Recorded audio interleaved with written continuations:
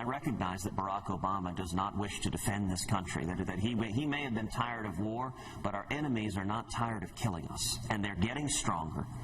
Every region on earth has gotten worse under the Obama-Clinton foreign policy. I hope Hillary Clinton, I hope the president will listen to what I'm saying. We don't have until the next election to deal with ISIL. There is a 9/11 coming, and it's coming from Syria if we don't disrupt their operations inside of Syria.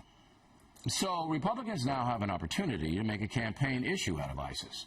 It's clear most Democrats will not stop backing Mr. Obama on the issue. Marco Rubio, also running for president, said that this attack showed, and the attack in Paris showed, that we are at war with radical Islam. Do you agree with that characterization, radical Islam? I don't think we're at war with Islam. I don't think we're at war with all Muslims. I think we're at war with jihadists who have... Just to interrupt, he didn't say all Muslims. He just said radical Islam. Is that a phrase you don't... I think that you can talk about Islamists who clearly are also jihadists, but I think it's not particularly helpful. Gobbledygook. It's just gobbledygook.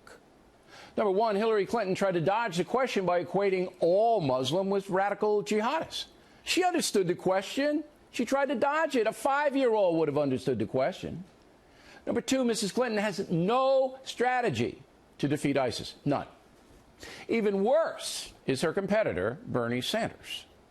In the previous debate, you said the greatest threat to national security was climate change. Do you still believe that? Absolutely. In fact, climate change is directly related to the growth of terrorism. Senator Sanders just made a fool out of himself, so there you go. It is long past time that we, the people, demand ISIS be defeated, not contained. 2006, the organization was formed. 2013, it was named and began to accumulate power. Initially, President Obama called ISIS the junior varsity.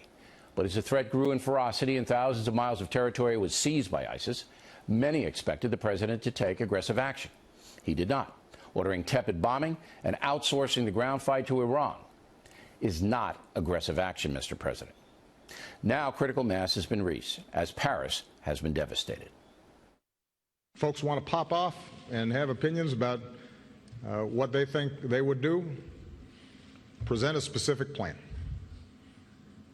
If they think that somehow their advisors are better than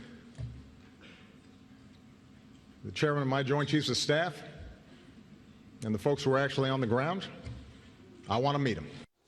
Here I am, Mr. President. Here I am. Here's the strategy you should employ immediately. The President of France clearly stated the ISIS attack was an act of war. France is a member of the 28-nation NATO alliance. Article 5 of that alliance says that an attack on one country is an attack on all. So, all 28 nations should now begin to organize a campaign to crush the ISIS killers. That should include ground troops, bombings, no-fly zones, border security for Turkey, Jordan, Iraq, and a central command and control center based in Europe. Once NATO declares war on ISIS, things will radically change. The anti-ISIS Arab nations will step up their participation, and the jihadist group will begin to be isolated.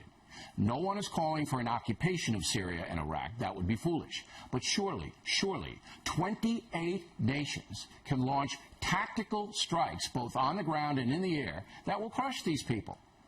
President Obama should take the lead, along with France and Great Britain, to make all that happen. The first step, a declaration of war on ISIS by NATO.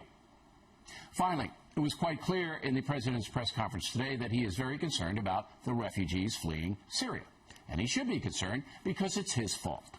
When the Syrian dictator Assad used poison gas, President Obama threatened the man. You may remember he did not carry out his threat, which he could have easily done by destroying the Syrian Air Force on the ground, which was delivering some of the gas.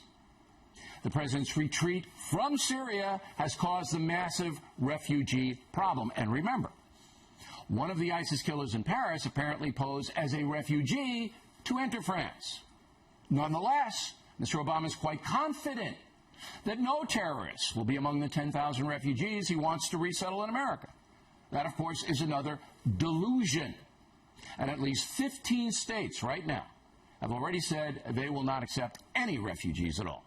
Expect that number to grow as more and more Americans finally realize, that the President of the United States has lost control of the war on terror. And that's the memo.